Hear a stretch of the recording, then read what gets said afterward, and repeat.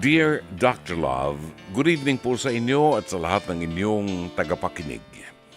Itago niyo lamang po ako sa pangalang Catch. Mula po ako sa Novaliches, Quezon City, 34 anyos na po ako. Dr. Love, gusto ko lang po sanang humingi ng payo sa inyo. Nahihirapan na po kasi ako at ang pakiramdam ko po kasi sinusubok ako ng langit. Isa po akong single mom, namumuhay ng payak, kasama ang aking nanay. Dr. Love, mayroon po akong 2 anak at sila ang buhay ko. Wala po kaming ginawa ng aking nanay kundi ang magtrabaho at magsimba. Parehos po kami ng aking ina na tindera sa palengke. Mahirap man ang buhay, nairaraos namin basta magkakasama kami at walang nagkakasakit sa aking mga anak. Dr. Love, ang hindi ko maintindihan, bakit naman sunod-sunod na dagok ang dumating sa aming buhay? Ang anak kong panganay, namatay po 2 taon na ang nakararaan. Hindi ko po kasi nagawa ng paraan ang kanyang sakit. Nagkaroon po siya ng leukemia. Napakasakit po noon sa akin pero sa kalagitnaan ng pagluluksa ko, ang nanay ko naman po ang binawi sa akin. Sa sobrang busy ko sa pag-aasikaso sa aking panganay na anak sa kanyang sakit, sa paghahagilap ng pera at sa paglalabas-pasok sa ospital, hindi ko napansin na ang nanay ko'y may iniinda na rin pala. Hindi rin po nagsalita sa akin ang nanay ko, siguro dahil ayaw niyang sumabay sa mga problema namin. Ang sakit-sakit, Dr. Love, sobrang dikit sa nangyari. Kung tutuusin, ayoko na. Para bang gusto ko na lamang sumama sa kanila. Sobrang sama ng loob. At dahil sa mga nangyari, dumalang ang pagdarasal ko at hindi na rin bumisita o pumasok sa simbahan. Sa isip-isip ko, bakit naman yung iba na halos walang pananampalataya? Hindi naman ganito mga pagsubok at mukhang mas masaya ang buhay. Bakit kami, Dr. Love, kami na loyal sa Panginoon? Namumuhay ng sinusunod ng mga salita, nakakaranas ng ganito. Ngayong taon, Dr. Love, hindi ko na talaga kaya at gusto ko nang masagot ang mga katanungan ko. Bakit kami? Bakit ako? Bakit grabing pahirapan naman ito? Alam niyo po, Dr. Love, ang anak ko naman po ngayon ang may sakit. Siya ang dahilan kung bakit kahit ayoko na, kailangan kong magpakalakas dahil kailangan pa niya ako. Gusto kong muling umiyak sa Diyos at magtanong, bakit naman ganito ang buhay na binibigay niya sa amin? Pero hindi ko po alam kung karapat-dapat pa ba akong dumulog sa Kanya sa kabila ng mga pagdududa kong nararamdaman sa Kanya nitong mga nagdaang panahon. Dr. Love, ano po ba ang magandang gawin sa panahong gumegewang-gewang na ang aking pananampalataya? Maraming salamat po. Umaasa pong inyong mapaliliwanagan. Gumagalang Catch. Para kay Catch ng Novaliches, maraming salamat sa iyong pagtitiwala sa ating programa at pagkakataon ay binigay mo sa amin para maibahagi namin sa iyo ang kaunting bagay na natutuhan din namin sa buhay na ito.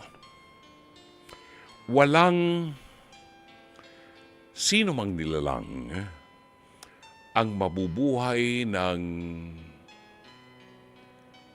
forever sa mundo. Kasabay ng ating pagsilang ay nando na ang petsa ng ating kamatayan. At walang nakaalam niyan maliban sa Diyos. In other words, ang lahat ay papanaw. At ito ang dahilan kung bakit isinugo ng Diyos Ama ang kanyang bugtong na anak upang ang lahat ng papanaw sa daigdig ay magkaroon ng buhay na walang hanggan. Naunawaan natin ang kirot na nararamdaman ng bawat isa kapag ang mahal natin sa buhay ay pumanaw at walang tao na hindi nakaranas ng bagay na yan. Kahit ang iyong lingkod. There was a time when my mother, who was 90 years old, passed away. At sa harap ng aking asawa at mga anak, ang kanyang huling paghugot ng kanyang hininga ay nakita namin. 2 years after, pumanaw ang aking ama at kahit nakaburol ang aking ama ay patuloy ang aking programa sa radyo at telebisyon dahil may tungkulin din ako sa ating mga tagapakinig. Ang lahat ay papanaw.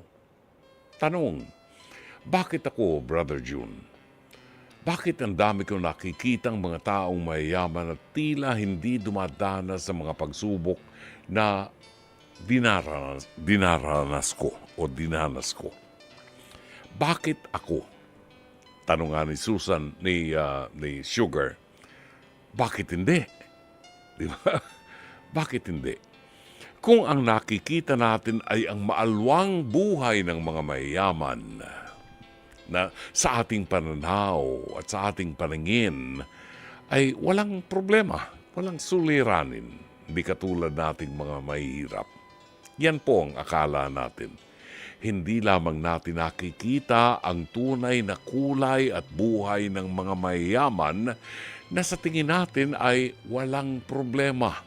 Ang katotohanan, mas marami silang problema kaysa sa atin kung paano nila mapananatili ang yaman na nakasanayan nila sapagkat pag nawala ang yaman, para silang nasa impyerno na.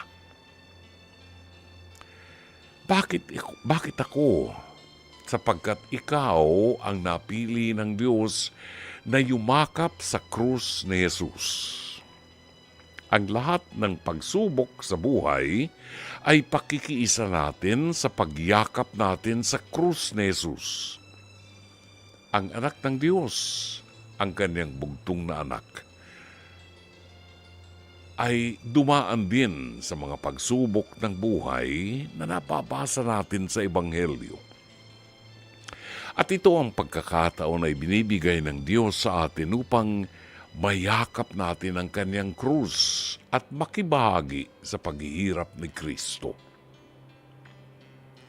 Huwag nating isipin na iniiwanan tayo ng Diyos sa panahon ng kadiliman ng ating buhay.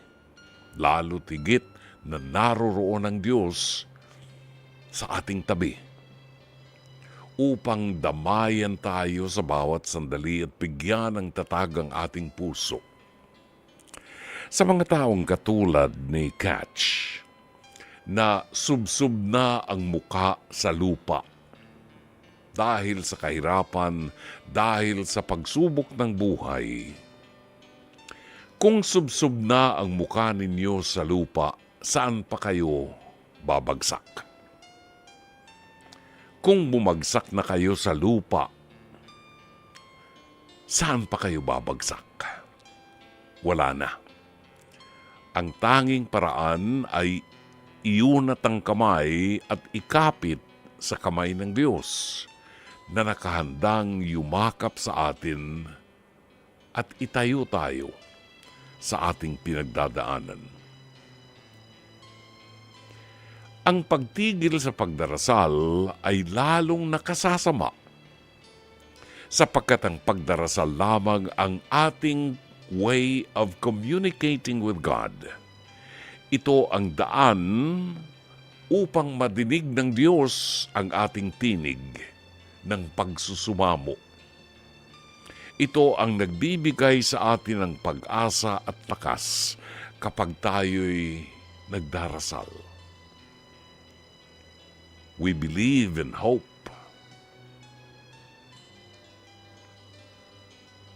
Kapag tayo'y tumigil ng pagsisimba, lalo tayong napapalayo sa puso ng Diyos. Sapagkat sa pamagitan ng sakramento ng ating simbahan na itinatag ng ating Panginoon, dito sa mga sakramentong ito dumadaan ang biyaya ng Diyos upang ang bawat isa ay lalong mapatatag at mapatibay ng Diyos.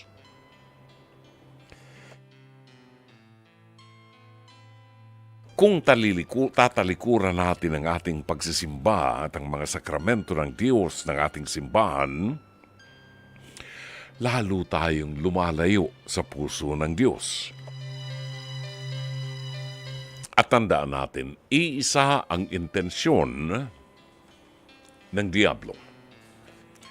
Ang intensyon ng Diablo ay patigilin tayo sa pagdarasal. Ang intensyon ng Diablo ay ilayo tayo sa mga sakramento ng simbahan.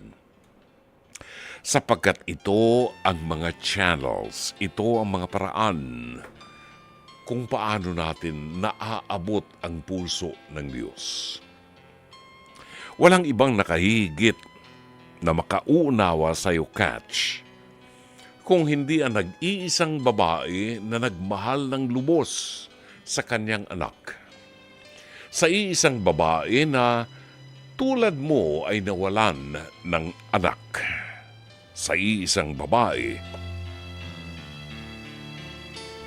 na isinuko ang lahat.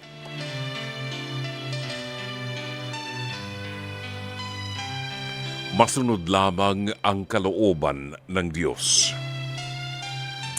Ang babaeng ito ay si Maria, na malapit sa puso ng Diyos sapagkat hindi tumigil ng panalangin.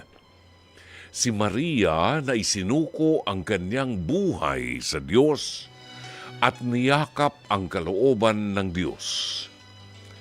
Si Maria na may pag-asa. Pag-asang iniaalay sa Diyos. Si Maria na sa gitna ng kadiliman ng buhay ay kumapit sa kamay ng Diyos. Si Maria na ating ina.